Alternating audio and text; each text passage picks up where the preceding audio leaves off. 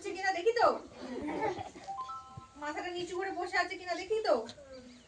তারপরে অনেক সময় দেখি যে সবার সাথে আড়িহার হয় না, সবার সাথে ভাব হয়, তাই তো?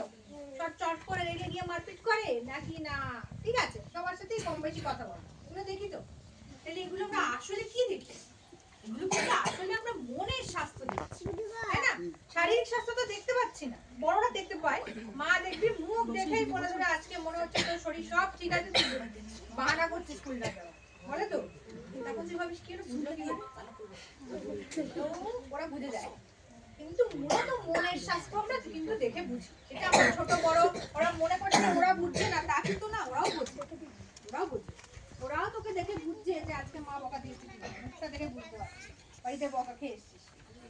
তাহলে মজার কথা হচ্ছে আমরা না স্বাস্থ্য এই কথাটা বললেই সবার আগে শরীর বুঝি, তো ভেতরে একটা জিনিস আছে যেটা স্বাস্থ্যতে আমরা আসিই না, কিন্তু স্বাস্থ্য মনেরও হয়। ঠিক আছে, WHO বলে একটা অর্গানাইজেশন আছে, এর নাম শুনেছে বড়রা? ওরা শোনার কথা কি রে, WHO এর ফুল ফর্ম কি? World health organization. Very good. তো ওয়ার্ল্ড হেলথ অর্গানাইজেশন কোথা থেকে শুনেছিস, কখন শুনেছিস? এই আমাদের লাইফ সায়েন্সে ছিল একটা জায়গায়, ওখান থেকে আমরা ওটা পড়েছিলাম ওটা সম্বন্ধে। আচ্ছা, ভেরি গুড ভেরি গুড। তো ওরা কি করে, WHO এর কাজটা কি? ওটা মানুষের স্বাস্থ্য নিয়ে বিভিন্ন এইগুলো দেয় যে কিছু যদি হয় মানুষের বিভিন্ন যে রোগ বালাই হয় তার সম্বন্ধে ওটা তুলে ধরে, ওরা যে কি মানুষের কি করা উচিত কি করা উচিত না। মনে হয় যে কজন শুনেছো তোমরা তারা হচ্ছে মোস্ট প্রবাবলি এই যে কোভিড হয়েছে তখন হয়তো WHO এর নাম সবাই কম বেশি শুনেছে। হ্যাঁ, তাহলে WHO এর কাজ হচ্ছে স্বাস্থ্য বিষয়ে একটা স্ট্যান্ডার্ড তৈরি করা।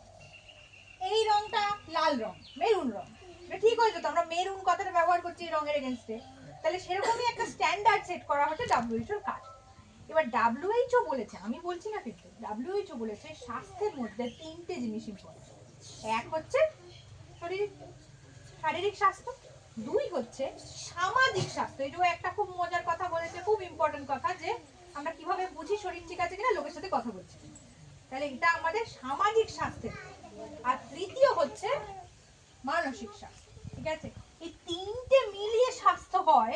অথচ তুই ডাক্তার দেখ, খুঁজে পা 22-25 কিলোমিটারের মধ্যে, 50 কিলোমিটারের মধ্যে যে কটা হাসপাতাল আছে সেখানে কোথাও মনের চিকিৎসা বোধহয় হয় না।